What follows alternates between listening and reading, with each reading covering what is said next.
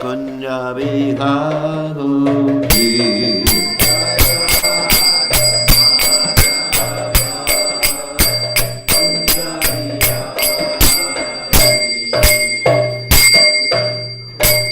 Jai Om Vishnupad Paramahansa Paravidikacharya, also Teta Satashi Shimad, His Divine Grace, Abhaya Charanada Bhaktivedanta Goswami, Srila Prabhupada Ki Jai, ISKCON Founder Acharya, Srila Prabhupada Ki Jai, Anantakoti Vaishnava Vrinda Ki Jai, Namacharya Sridas Thakur.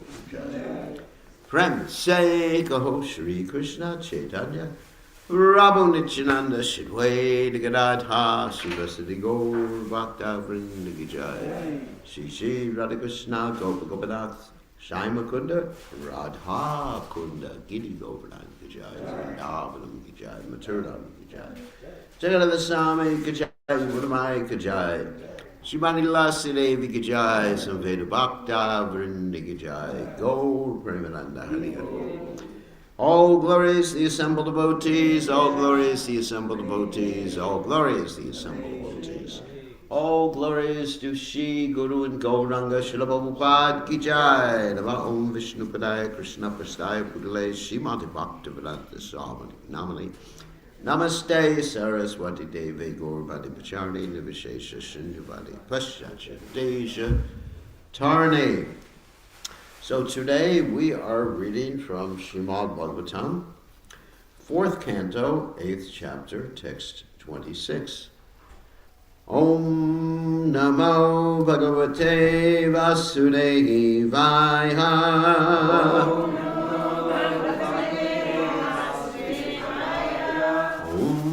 Namo Bhagavate Vasudevaya.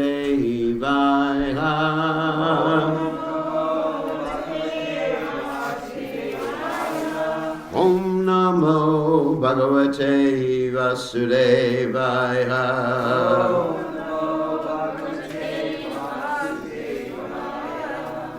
Aho Teja Kshatriyanam Mana Bhungam Amrishyatam Balo Api Ayam Brita Dhote Yat Samatur Asad Vacha Ahote Jashatriyanam Manabhangam Amrishyatam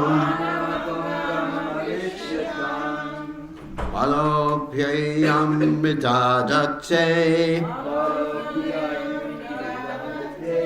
Yatsamatura Sadvacha Ahote Jashatriyanam Manabhangam Amrishyatam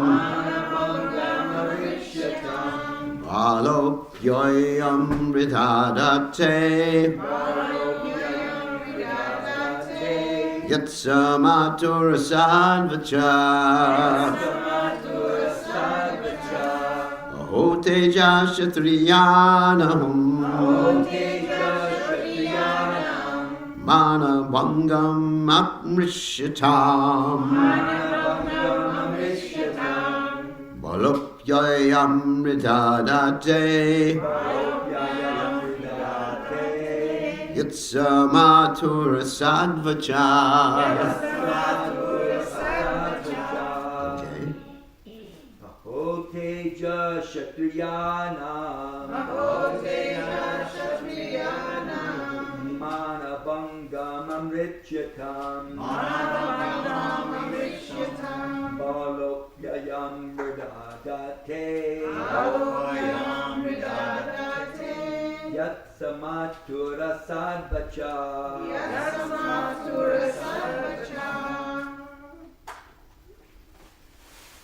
Ahoteja Kshatriyanam Ahoteja Kshatriyanam Manavangamamashyakam Manavangamamashyakam Balokhyayam Hidadate Balokhyayam Hidadate Yatsamatur Sadhacha Yatsamatur Sadhacha.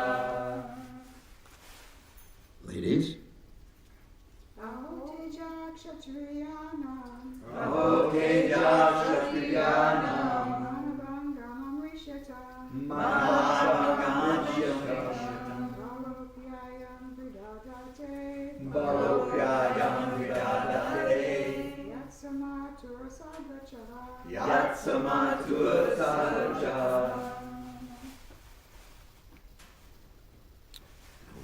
okay. Oh, how surprising it is. Teja, power. Kshatriyanam, of the Kshatriyas. Mana bhangam, hurting the prestige. Amrishyatam, unable to tolerate. Bala, only a child. Api, although. I am this. Hrida, at heart. Date, has taken. Yat, that which. Samatu, of the stepmother. Asat, unpalatable. Vacha, words. Translation. How wonderful are the powerful Kshatriyas. They cannot tolerate even a slight infringement upon their prestige. Just imagine, this boy is only a small child, yet harsh words from his stepmother proved unbearable to him. So purport by His Divine Grace, A.C. Bhaktivedanta Swami, Srila Prabhupada, Ki Jai. The qualifications of these Kshatriya are described in Bhagavad Gita. Two important qualifications are to have a sense of prestige and not to flee from battle. It appears that the Kshatriya blood within the body of Drupa Maraj was naturally very active. If the Brahminical, Kshatriya, or Vaishya culture is maintained in a family, naturally the sons and grandsons inherit the spirit of the particular class. Therefore, according to the Vedic system, the samskara, or reformatory system, is maintained very rigidly. If one fails to observe the reformatory measures current in the family, one is immediately degraded to a lower standard of life. So again, the verse. Ahoteja Shatiyanam Mana Bhangam Amrishyatam Balopyam Hridyadate Yatsamatur Asadvacha. So Om Ganat Simranda Shah Gananjana Shlakaya Chakshur Unmiritam Yena Tasmai Shri Gurave Namaha. So of course, as described by Krishna, everyone in this world is influenced by the three modes of nature. Nahishanam Shanavapi Jatutishtati Karma Krit Karyate Yavasat Karma Sarva Prakatir Jai Gunar. Everyone, of course the statement is, everyone is forced to act helplessly by the impulses of the more modes of nature, knowing to refrain from action even for a moment. Of course, that doesn't preclude free will. However, one can say, make an excuse, that I'm in Maya because the modes of nature made me that way. It's one of the good excuses we have for being in Maya. Or we can say, Maya made me this way. So it's not exactly like that. First of all, we have, just to backtrack a little bit, We have certain inclinations. We're born in certain modes of nature because of what? Our subtle body. You know, it's not that by accident I was born in whatever family I was born in. It's not that. And now I'm forced to be a Kshatriya, I'm forced to be a Brahmin. Of course, that'd be nice to be forced to be a Brahmin. Forced to be a Vaishya, forced to be a Shudra. No, not really. You chose. You're here in a body because you deserve it. And you chose it. The Bhagavad Gita describes that the subtle body carries the conceptions that one has in one lifetime from one body to another, just like the air carries aromas, right? So, whatever you're thinking of, yam yam vapi smaran bhavan yajatayante kalevaram. Actually, it's interesting, that verse. Let me unpack that verse a little bit before we continue. The verse doesn't really say, like, whatever you do throughout your life doesn't count, and whatever you're thinking of the time of death does count. It says, yam yam bapi smaram bhavan. That means whatever is your nature. You know, really, literally, the verse says, whatever your nature is at the time of death. In other words, whatever your consciousness is like at the time of death. For example, it's just like, let's say someone here is getting ready to die. Their whole life has been Krishna conscious, worshiping the deities and everything like that, and all of a sudden, a cat walks by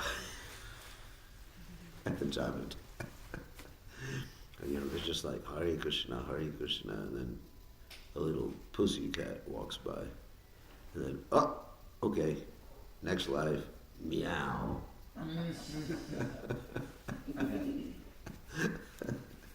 Not exactly like that. The point, you may say, well, what about Bart Maraj? He thought of a deer at the time. No, but his bhava, his emotion, was absorbed in the deer. It's not that he simply had a fleeting thought of a deer. It's not like that. I mean, if you read the Bhagavatam about Bart Maraj, you'll hear or read how he was completely absorbed in the deer. He neglected his spiritual activities. He was picking up the deer and kissing the deer. You can imagine, you know, let's say I had a pet cat or something, picking up the cat, kissing it. I can't even imagine that. Maharaj, you can't imagine that. That's quite common. Not for me. Oh my God. So, no, but he was absorbed. His consciousness is absorbed. It's not simply he thought momentarily or accidentally or serendipitously of the deer at the time of death. It's whatever you're cultivating. And also Krishna said, Prabhupada said, that even if you're Krishna conscious and somehow or other you can't remember Krishna at the time of death, Krishna will remember you. So in other words, it's not that, okay, let me do all sorts of nonsense throughout my life. Okay, you have 2 months left to live. Okay, let me go to Vrindavan.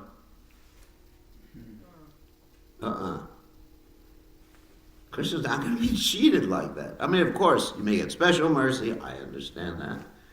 But you may think like that, you know, just like at the time of death, I'm going to be Krishna conscious, but, you know, the rest of my life, it doesn't really matter. The only thing that matters is the time of death. It's the cultivation throughout one's life, the consciousness that one has at the time of leaving the body, which is a culmination of what one has been doing, what one is meditating on throughout one's life. And, you know, that's why that word samskara is used. Samskara means impressions. You know, generally, those of you from India think the word sanskara means a ceremony. It doesn't. Literal translation of the word samskara is not a ceremony. It's samskara. I think I talked about this the other day. Sang means perfect or complete. Kara means work or action. And it means something that creates an impression in the subtle body of the living entity. That's what a samskara is. And practically in every society, you have some sort of samskara, some sort of coming of age thing. Just like in the society that I was brought up in, when I was 13, there was a samskara. I'm not saying it was spiritual or anything, but it was like coming of age.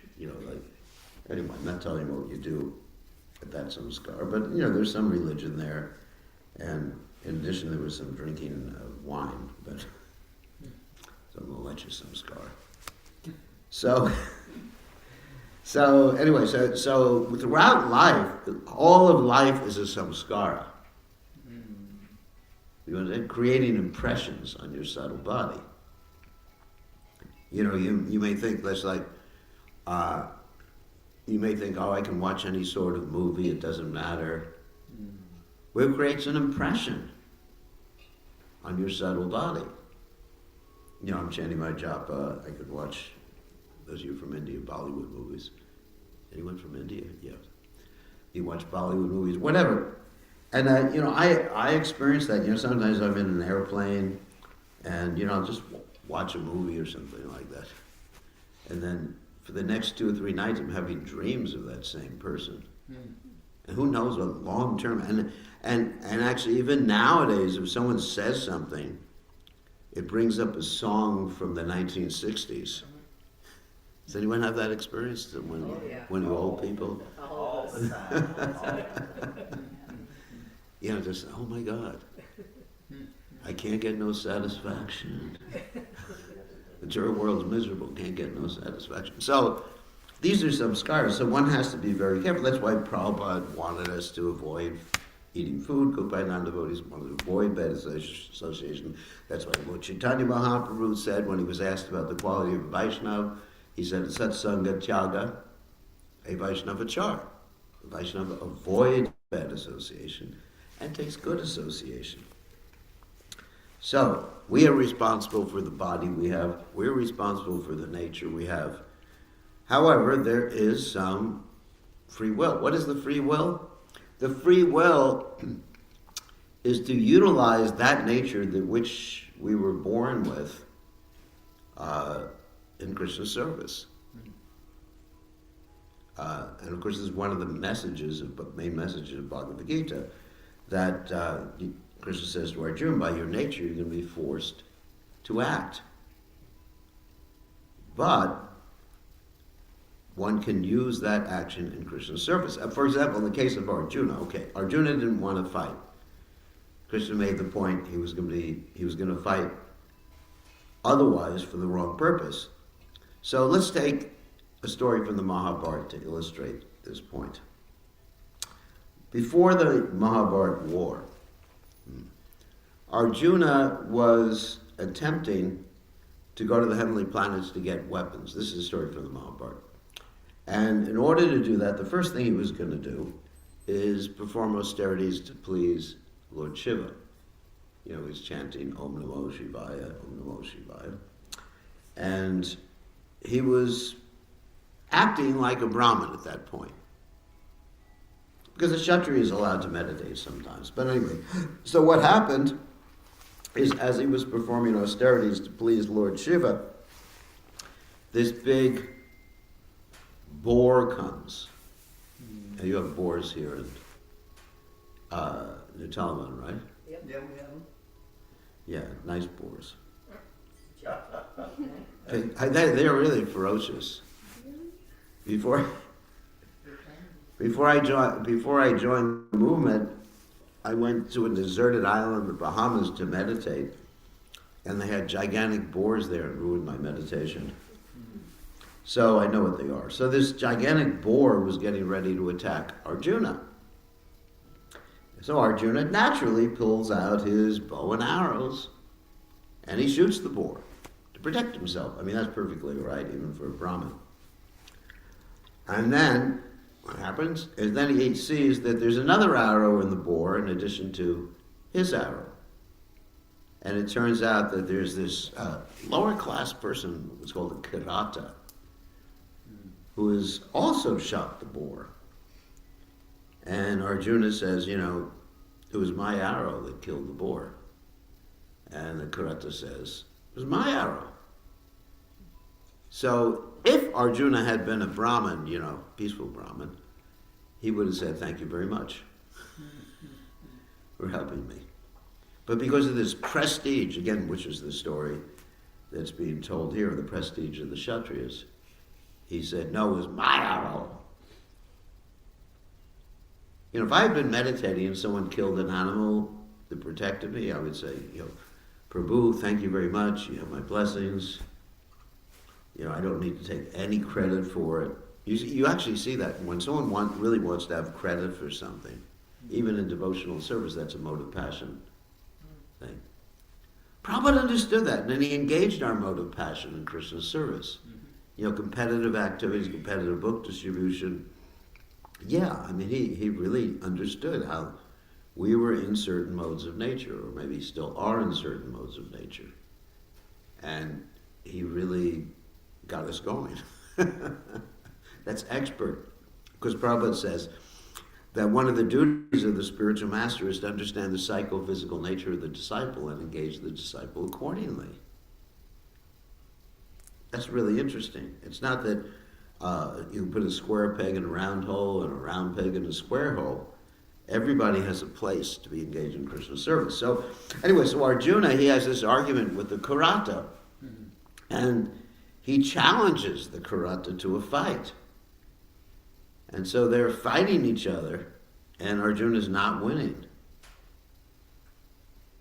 He's definitely not winning. And so eventually, he gets knocked to the ground, and he's thinking, oh my God, this is embarrassing. Because when the Kshatriya fights, he either wins the fight, or in most cases, leaves the body. There's that story Prabhupada told about the Kshatriya, the king who had gone out to fight a battle, and he came back, and he hadn't won, and his wife wouldn't even let him back in the castle. She said, that's not my husband. My husband would never come back unless he was dead. Or, it's pretty cool, isn't it? You lost twice.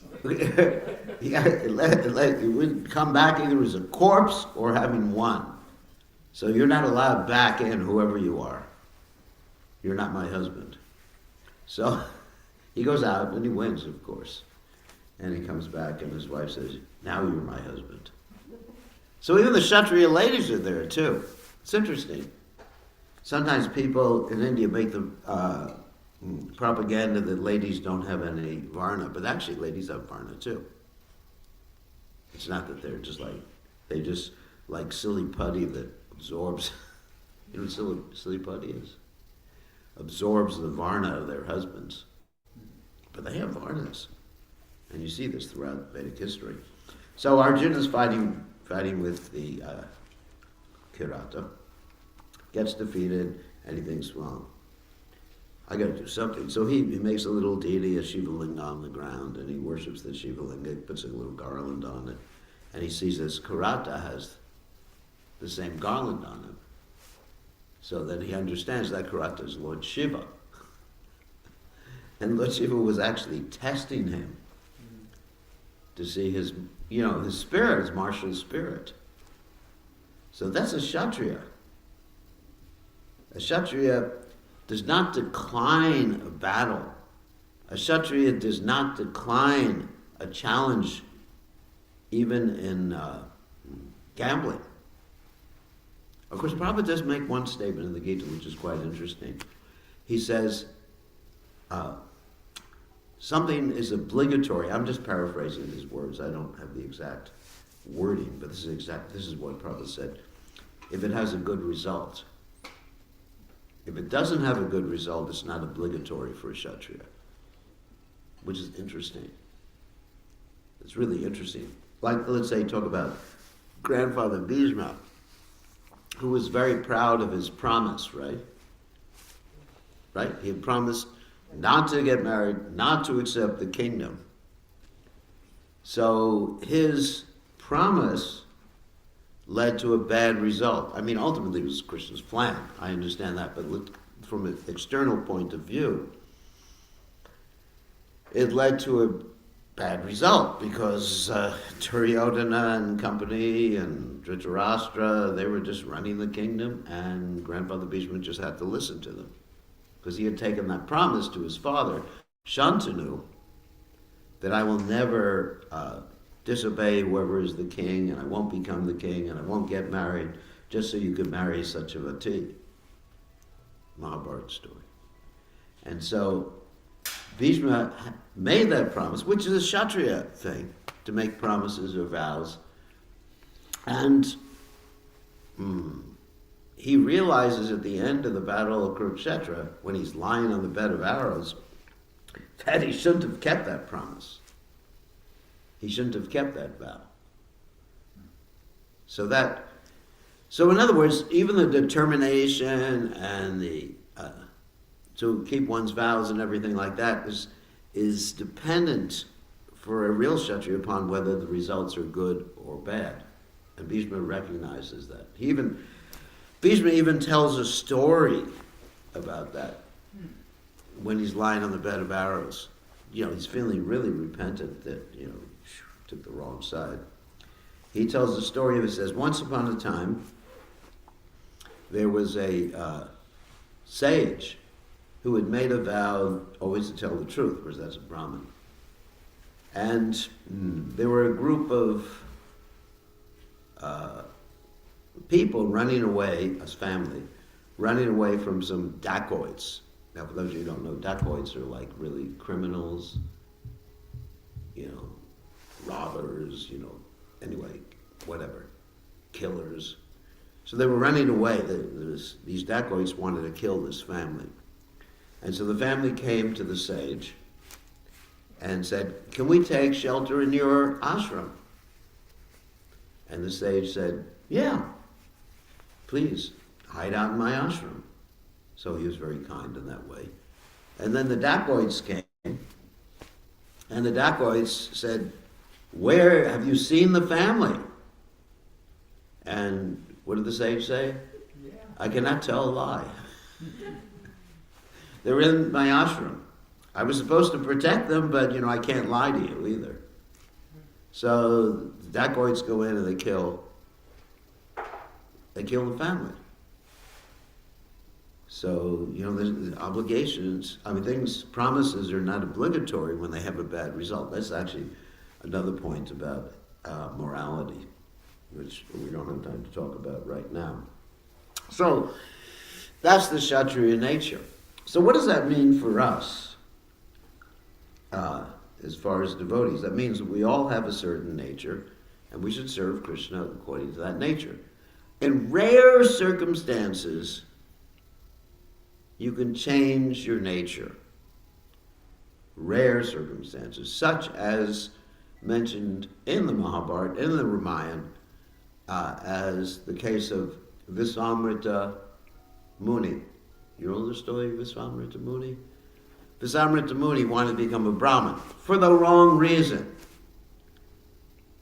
Because he was angry at Vasishtha Muni, because Vasishtha Muni had defeated him when Visamrita Muni had wanted to steal the desire cow of Vasishtha Muni. Beautiful story in both the Ramayana and the Mahabharata. And so this Visamrita Muni started to perform austerities to become a Brahmin, actually, Brahmarishi. And so he went through so many trials in which his Kshatriya nature kept coming out. So many trials, such as when Menaka came down, sent by Indra, and, as a Kshatriya, he couldn't say no. That's interesting. So don't take that literally if you're Kshatriyas. Yeah, because traditionally, in previous ages, if a lady approached you, you had to accept her. So I don't want any of you thinking, I'm a Kshatriya. I've heard that before. People saying that, but that's against Prabhupada's instructions. These things were for previous day and age. So, yeah, that's for a Kshatriya, that if someone approaches, someone who's eligible approaches, that a Kshatriya has to accept her as his wife. So what happened is Menaka came down, and it's described that it wasn't even a long marriage ceremony. It was pretty quick. You know, they have this Gandharva marriage ceremony where you just exchange garlands and you're married. That's why you have to be careful who you exchange garlands with, because you may find yourself inadvertently married. So this Gandharva ceremony, and he's there, and then eventually he realizes, boy, I was trying to become a Brahma Rishi, and now I'm still a Kshatriya, you know, I'm just madly in love. She realizes he's going to get a little angry right now. She goes back to the heavenly planets and leaves this little daughter there. That's the story of Shakuntala. And of course, Shakuntala is later the mother of Bart, another Bart, not the Bart who became Jada Bart, but anyway, Dushmanta's son. So anyway, so he was trying his best. Other times, you know, a bird passes stool on his head while he's meditating.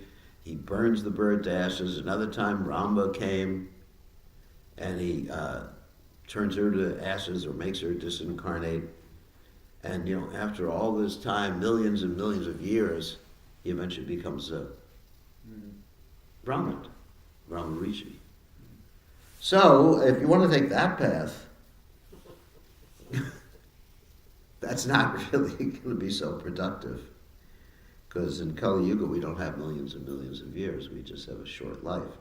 So the point is, as Krishna makes in the Gita, that one can become perfect doing his duty according to his psychophysical nature. That's all. Just being absorbed. Brahmarpanam brahmahavir brahmagno brahmanahutam brahmatena gantavyam brahmakarma samadhinam, which is a famous verse, which means if one is absorbed in Brahma karma, not karma in the sense of karmic reaction, but work for Krishna, that work becomes transcendental. Whether that work is fixing cars, like in the case of my godbrother Jayananda. If any of you remember, I mean, some of you may not have been on the planet at that particular time. But when I would go to see Jayananda, the only way to have his darshan was to crawl under the car with him. He said, "Where's the temple president?" What a temple president. And his feet were sticking out from under the car. And so does that make him lesser? That he's fixing the car? He didn't know so many Sanskrit verses either. Like Prabhupada even, there's an interesting story. Prabhupada tried to teach him to chant the Gayatri mantras. Some of you must have heard this story. The Prabhupada kept trying to teach him to chant, the Gayatri, and after a while, Prabhupada said it's useless. And Prabhupada said, when you chant, try to chant, just think of me. So there's that story, one time he was chanting with Tamal Krishna Maraj, and he got finished quickly, and Tamal Krishna Maraj said, "How did you finish so quickly?" He said, "Well, I just thought of Prabhupada." Yet, and I'm not saying that he was anything else other than a Brahmin, because he knew Brahman. The actual definition of Brahmin is one who knows Brahman. So from a higher standpoint, he was a real Brahmin. So, and then Prabhupada indicated he went back to Godhead. Isn't that nice? So, so just follow your own path. Whatever it is, and you'll be happy. Otherwise, your mind will be disturbed. And you won't be able to concentrate on Krishna. So you like the deity worship and sewing for the deities, or you like fixing cars, or you like building buildings. Just like Sri Raga's building this really nice temple here. He's a great devotee. Much better than me. Because he's he's just so absorbed in Krishna's service because the temple, again that verse, Brahmarpanam Brahmahavir Brahmagno Brahmano Hutam, the temple is non-different. It's Brahman. Because everything is offered to Brahman. I remember the first translation Prabhupada gave of that verse. It was so beautiful in the abridged Gita. By making an offering to Brahman, the person making the offering to Brahman becomes Brahman, becomes spiritualized. The result of the offering becomes, all the ingredients, everything becomes Brahman, everything becomes spiritualized. Because Krishna has the ability to transform matter to spirit, and the consciousness becomes spiritualized. So, I look at a devotee like that, he's a great saint. Sri Radha's a great saint, isn't it? So it's not just the saint is the person sitting on the Vyamsasana. He may be the greatest rascal. Not saying you should think like that. I'd lose a job. Anyway, but he may be, and the person who is just like mixing the concrete may be the greatest devotee. But he's working according to his nature, and he's absorbed in Krishna's service. That's the real key. That is the real key there. So here, Dhruva Maharaj is being engaged by Narada Muni according to his nature. There's a test too. Like you're going to read a little bit later on, is that Narada Muni says, go back home, little boy. He says, no way, Guru Maharaj. Prabhupada would sometimes test devotees like that too, to see their determination in different ways. And that's the business of the Guru, to test the disciple. So anyway, how do we understand, all right, just the final point is, how does one understand what one's nature is? I think that's really important too. Of course, in the Vedic system, there's this samskara for the little boy or the little girl, where they choose things when they're young. Mm-hmm. I'm sure the Yogindras perform like thousands of them. Yesterday. That maybe 10 of them. In your lifetime, you've probably done 20,000 of them for different people. I've done so many. And I'm not even a grasa. I've done so many of these ceremonies. But usually I cheat during them. I take the book and I say, you got to choose this kid. But anyway, so we... Majority of them take the money. That's your influence. Probably. You're done in Jaya. Maybe the parents' money, they actually collect them. Well, you're supposed to put gold out, actually, rather than just coins.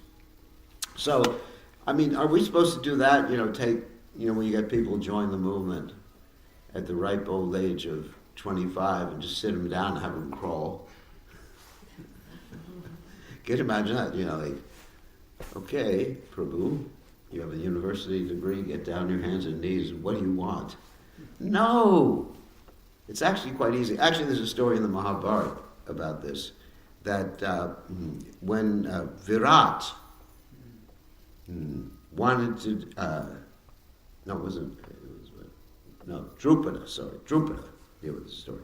Drupada, he wanted to see what type of person or persons married his daughter Draupadi. Mm-hmm.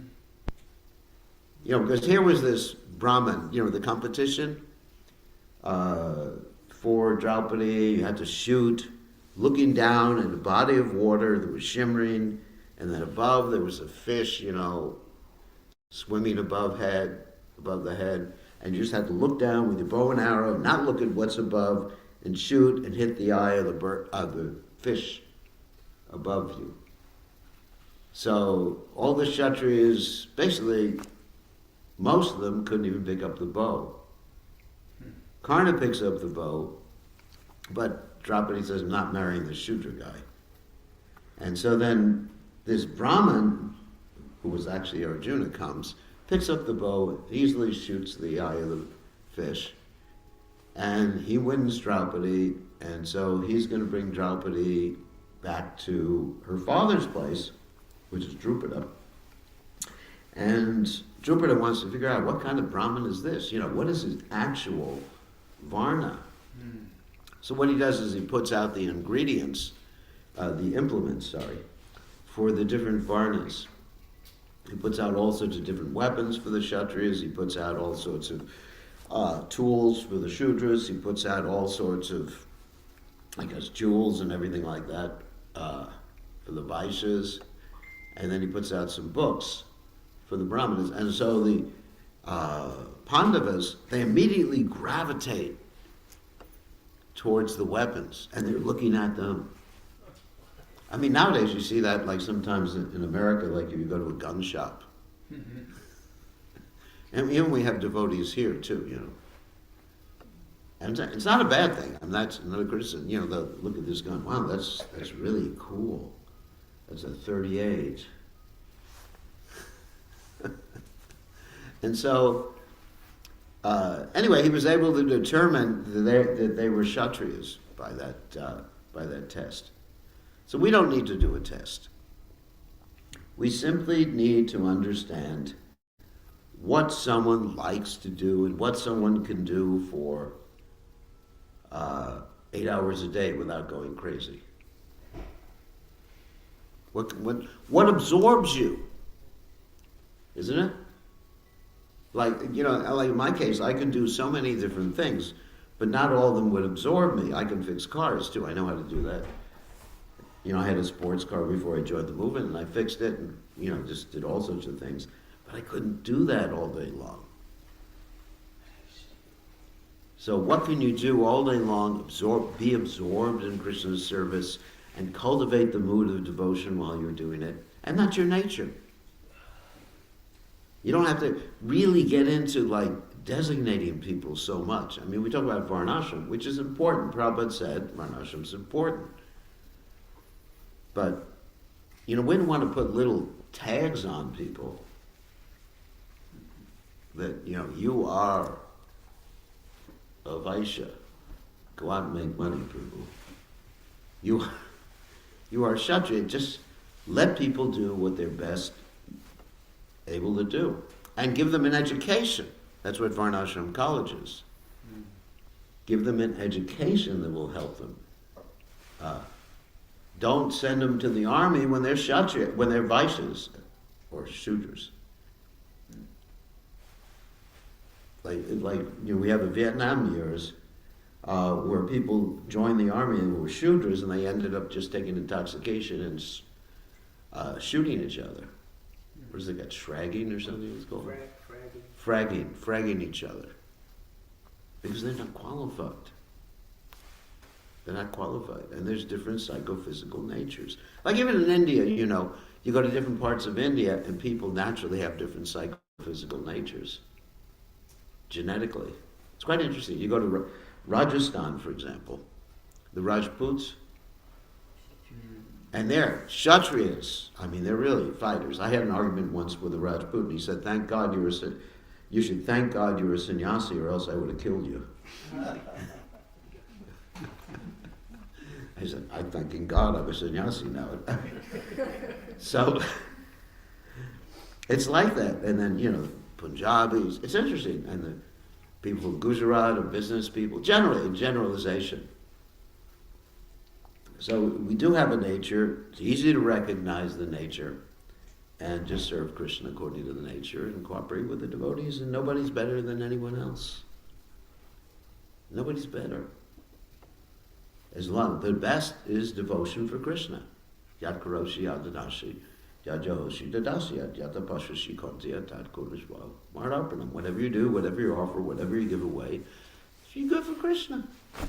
That's all we want. That's all Prabhupada, that's all Krishna wants. So, oh my God. So any questions or comments? Yes? In Bhagavad Gita, Krishna also tells Arjuna that everyone works according to their own nature, born of the modes of nature. Yeah. What will repression accomplish? Mm-hmm. So, sometimes we hear devotees say, well, it's my nature to indulge in sense gratification, listen to calming music. Yeah, I've actually heard devotees say like that. Yeah. That, wait, you're telling me I shouldn't listen to, mundane music or eat this or eat that, but it's my nature. Or it's my nature, like if you tell people they should be neat and clean and organized, oh, it's my nature to be a slob, it's my nature to be unclean. So is that a misuse of that verse? Because I always thought that these verses were just referring to working nature. Yeah, working that. Well, there are certain natures. So the way to deal with that is if someone may say, I'm a Shudra, for example. My nature is not to be clean, not to be regulated, not to get up early in the morning, just to engage in sense gratification. I say, okay, I accept that. So therefore, as a Shudra, you're not allowed any independence. There's a way to answer that. You're not allowed. So Shudra means that you always have to, you're not given any money. Would you like that? We accept you're a Shudra. You say you're a Shudra, we accept it. Okay, no money, no independence. You get some of my old clothes to wear. No going to Walmart.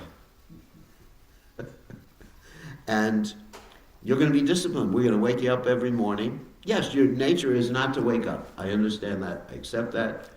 So therefore, I'm at the door of your ashram every morning, and I have this bullhorn I'm going to blow until you get up and take a bath and come to Mangal Arati. So, yeah, I mean, it's basically an excuse. But I'm just telling you a way to counter that excuse. Because if someone is a Shudra, that means they're not given freedom, according to the Vedic system. And they're not slaves, but they're not given freedom, and they're disciplined. It's like a child. Does that make sense?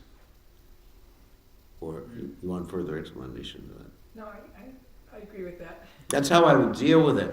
It's just an excuse. Because as a Vaishnava, even if you are a Shudra, you can transcend those lower qualities, but your work will still be as a Shudra. I mean, just like in the case of, Lord Chaitanya had so many devotees who were Shudra. I mean, Kolvecha Sridhar, for example, he's Vaishnava, yes. But, and even Ramananda Roy was considered like that. Sudra because of that. Their work. Caste, Yeah, the caste. That caste was even- employed in government work. Even Narottama Das Thakur, So, Vaishnavism is transcendental to these designations. However, sadhana is transcendental. The qualities of cleanliness and mercifulness are transcendental to these things. But what you do with your hands throughout the rest of the day is a different thing. But in other words, the way I would deal with a person like that is I would tell them, yes, you're a Shudra, and now you're going to be disciplined and work under my authority. You're not given any freedom. See how they like that one. Plus, if they're a real Sudra, there's a list of qualities they have to engage in, like be loyal and be... Yeah, loyal, service to others. Yeah, that's a real Shudra. And just accepting discipline. That's a Shudra. So, if someone says that, then I won't make them. I can't make them do anything.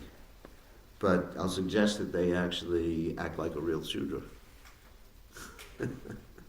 Even in this age, a real Sudra would be an improvement. Yeah. If they say they're just unclean and, just going to eat any damn thing, I said, well, you're a Malacha. Not even a Shudra. You're outside, you're an outcast. But the point is, Dina Hina Yata Chilo Harinamudurila. One who takes up Krishna consciousness can transcend the lower qualities of one's character. However, what the type of work you do, you don't try to transcend. In emergency, Krishna talks in the Gita, in emergency circumstances, duties are different. For example, if there was a fire here, and I don't happen to be a fireman, I don't happen to be, it's just not my nature. And someone says, can you help save that little baby that's trapped in the temple room? And I said, no, I'm not a fireman. That's an emergency circumstance. Then anybody can do anything at that point. So, yes, good point. So, Madhava, you had a question? Should have probably just say, do the need be. Yeah, do the needful. Yeah. It seems like in the movement, now maybe Prabhupada didn't do it this way, but since, it seems like everybody's trained up supposed to be a Brahmana. And and it's really limited what you can do. And actually it's almost like you're a Sudra filling these slots, but you're supposed to be a Brahmana. And if you can stick it out, you can be good, then you're a good devotee. And if you can't, then you're not so good of a devotee. That's how it seems to work. Yeah, unfortunately, we do have that particular culture, which is not really Krishna consciousness. Krishna consciousness, we respect people for whoever they are in serving Krishna. But we look at the sadhana. I think the sadhana is one thing that everyone is expected to chant, and some people may have a propensity for reading, and some others may not. It's not that, I hear this sometimes, that people are trying to force everybody to be a reader. But not everybody has the propensity. Certain people are just happy serving Krishna. Of course, Jayananda Prabhu read quite a bit, but his classes were quite simple. It wasn't any Sanskrit in Jayananda's classes. It was basically pretty much the same class, that you got to have faith in the holy name, you have to serve Prabhupada, and they were beautiful classes. They were beautiful classes. So, anyway. So, any other questions? Yes. I'm just wondering, what if someone sees in oneself like a propensity for a little bit of all the varnas? Right. Like they have brahminical qualities, they have kshatriya qualities. All the qualities are within them to some degree or another. How does that work? Prabhupada actually said we're a mixed caste of unknown origin.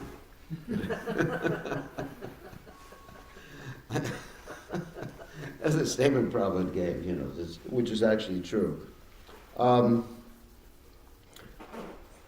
I would say just be engaged in Krishna's service. I mean, it's really difficult to try to pigeonhole people into one particular type of service. However, there's another point. Yeah, here's an interesting point. Sometimes one service will conflict with another service.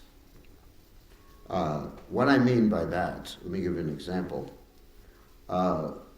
Let's say I'm a sannyasi, hopefully,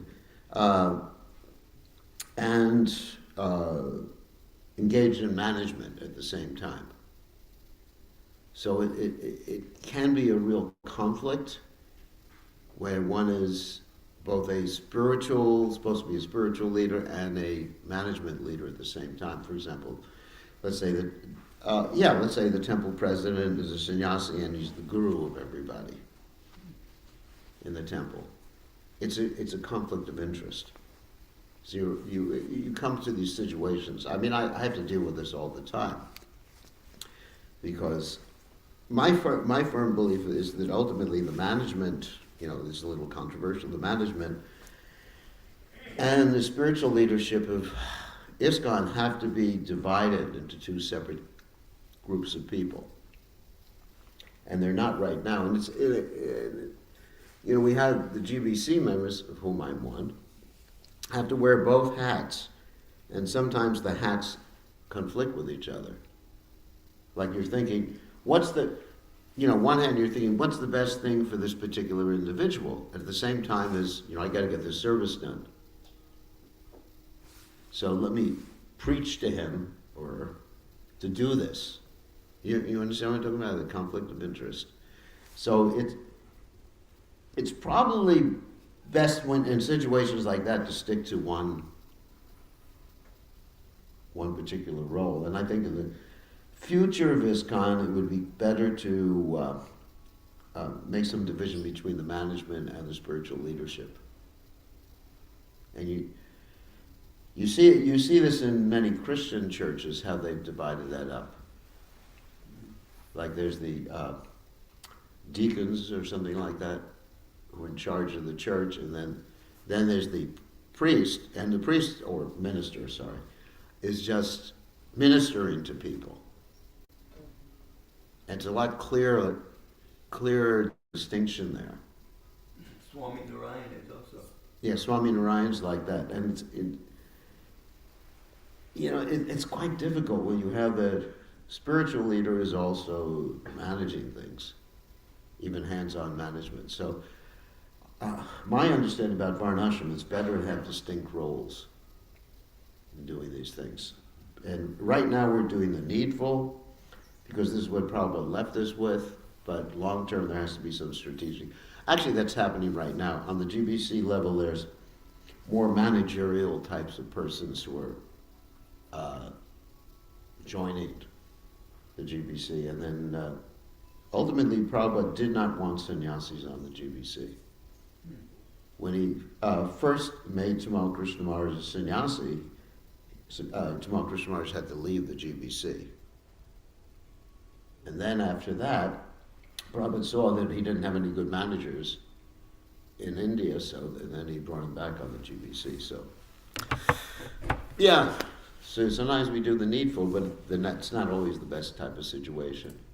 So as far as your answer to that question, yeah, we have different things that we're attracted to, so even though it's mixed, I guess at different times of day we do different things. One has to be practical. You can't just really force yourself. Oh, I'm supposed to be a Kshatriya, I'm supposed to do this, but, right now, I feel like being the cook. No, I'm not supposed to do that. I mean, it's hard. And also a Vaishnava can do anything. Yeah, Vaishnava can do anything. But long term, to keep ourselves steady, we have to, we really have to do something that's according to our nature. I mean, I know in my own case, if you ask me to do something, all right, let's say sewing for the deities. I know how to sew. I mean, I hate to tell you that. Don't engage me in it. But I know how to sew. I've actually sewn deity clothes before. I know how to use a sewing machine. I know how to do all those things. So, but if you ask me to do that 8 hours a day, you're going to be visiting me in Bellevue. I don't know. Because it's not going to engage my mind in Krishna service. The whole thing is Savai Mana, Krishna Padara Vindyo. To somehow or other engage your mind too in Krishna's service. It's a very practical thing. Engage your mind, not only your body. If you just engage your body, it's like niyamagraha, it's just like ritualistic. So your mind has to be absorbed. I know in my life, my mind's absorbed 24 hours a day because I have all this service to do, which is nice. Like Prabhupada said, if you have a full cup of milk, there's no room for ink. So the whole point is absorb your mind, because devotional service, Prabhupada said, is executed with the subtle body. We're doing it with the gross body, but the whole point is to fix your mind on Krishna. And that's what Krishna says in the Gita. Always think of me. Isn't it? Become my devotee. Manmana, bhava mad bhakto, mad yashimam namas guru.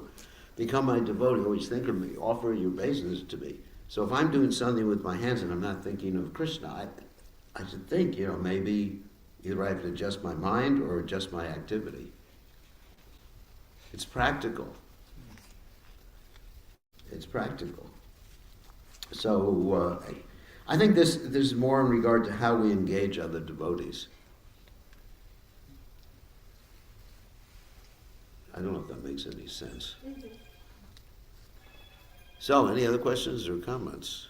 Maharaj, you see the future of ISKCON where there is these transition or the delineation of different Roles. What time frame you think we're looking at in that regard? Oh. That's a good question. I think within 50 years. I think maybe even sooner, because I'm seeing, I mean, just practically, I'm seeing on the, let's say the North American leadership group, which I'm a member of right now, there's a lot of really expert management type of people coming in. Things that are hard. I mean, I can understand them, but because of my nature, it's hard for me to put my mind into it.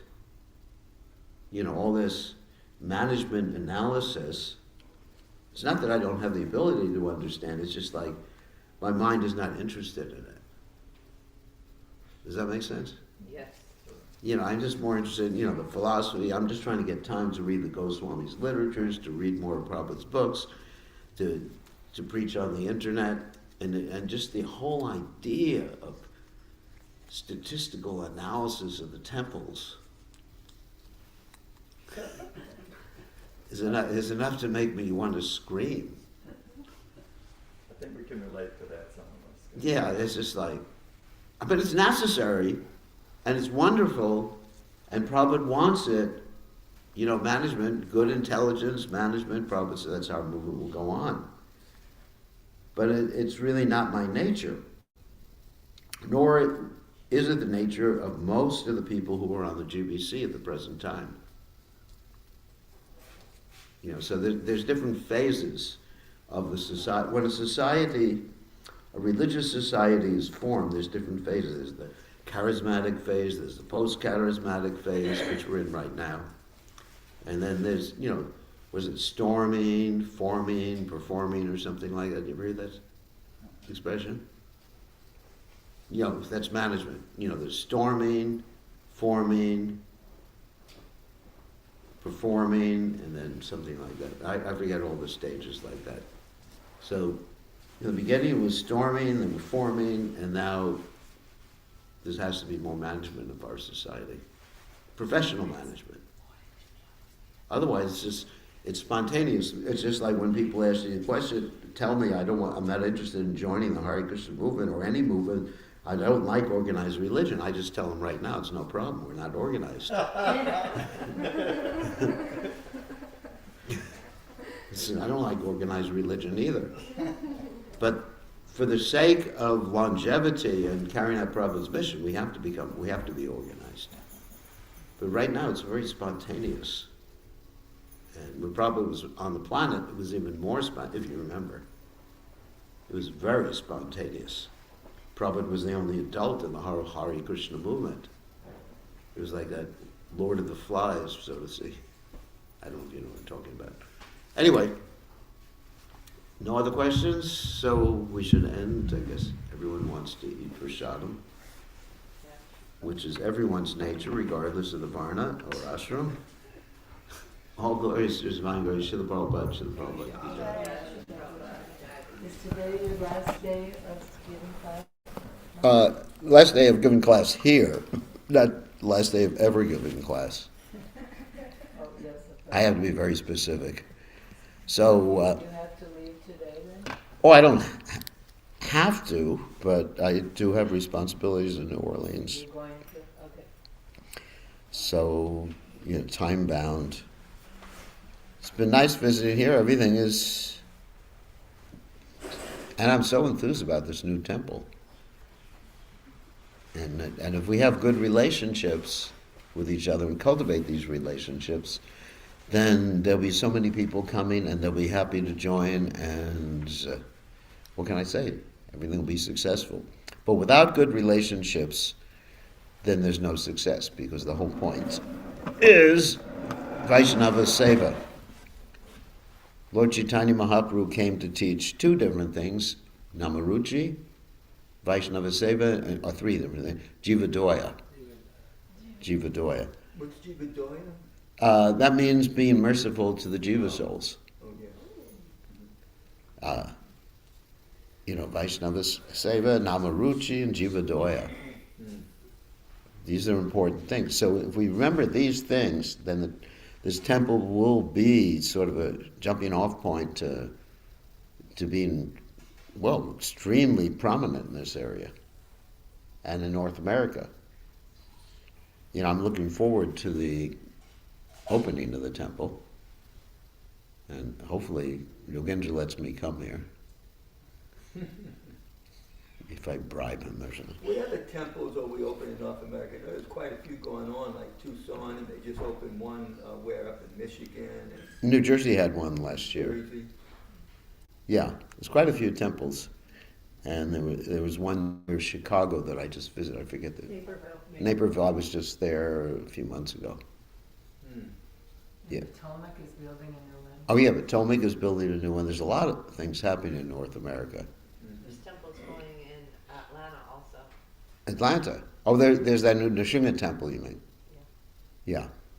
Isn't the Seattle area also doing something new too? I don't. Maybe it's a farm. I mean, he's got a lot going on. Oh, he has a farm there. Yeah, I He's got don't. a farm, yeah. I don't know precisely. Then they what opened up that big new farm down in South Texas, way down there, close to the Mexican border. Yeah, well, that's going to be for the retreats. For Sadhu Sangha, big retreat. Sadhu Sanghas, yeah, that's a retreat area. Yeah, so many things happening in North America. So many things happening in India. Next week, there's the opening of the Ram Temple Yeah. in Ayodhya, and that's very proud. You should have a special festival for that because you can invite people. Hmm. We're having a very large festival in North Carolina in honor of the Ram Temple being opened. Hmm. Because all over India, people are celebrating. I was just at Govardhan 4 days ago, and they were having parades celebrating the opening of the Ram Temple at Govardhan. Wow. They were chanting, hundreds or thousands of people chanting, "Now we have Ayodhya, on to Mathura." I thought we already acquired the property in Mathura. That It's still in the courts. it's still in the. It's not decided yet. Hmm. So there's a lot of energy now in India and also in the West spreading Krishna consciousness. Prabhupada's... Anyway, we're serving Prabhupada somehow. I saw a video a few days ago where all of the Jagannath Puri temples completely being redone to accommodate the pilgrims. Where, all those shops right in front Yeah. were simply moved, the roads made really big, everything. I mean, looking first class. Yeah, and that's happening, of course, in Vrindavan, which is where I was. There's prohibition about meat shops and butcher shops within a certain radius. Ayodhya is not allowed anywhere anywhere near Ayodhya. Hmm. Liquor or any sort of animal killing or butcher shops there. Hmm. So things are happening in India. And then ISKCON has been invited to distribute prasad, the holy name, and books there. At the Ayodhya temple, yeah. For a month over that period when it's being opened. Yeah, ISKCON's opening up so many new temples now in India. I can't keep track of them all. It's amazing. So things are happening, and things are happening here. Hmm. Wonderful things are happening here. Hmm. Just seeing the devotion of the devotees working at the temple yesterday was so impressive to me. Hmm. Really, I could feel that they were experiencing, Shirag was experiencing ecstasy doing what he's doing. Hmm. Just like, wow, I should be such a devotee like that. Okay, on that happy note, so it's good to appreciate, there's actually great happiness in appreciating other Vaishnavas. So whenever you have a meeting, you go around the room and you appreciate each other, what you've done for you, for Krishna. So it's nice to appreciate devotees. Appreciation of oneself is not so, whatever. But when you hear other devotees or you do appreciate other devotees, there's great ecstasy in that.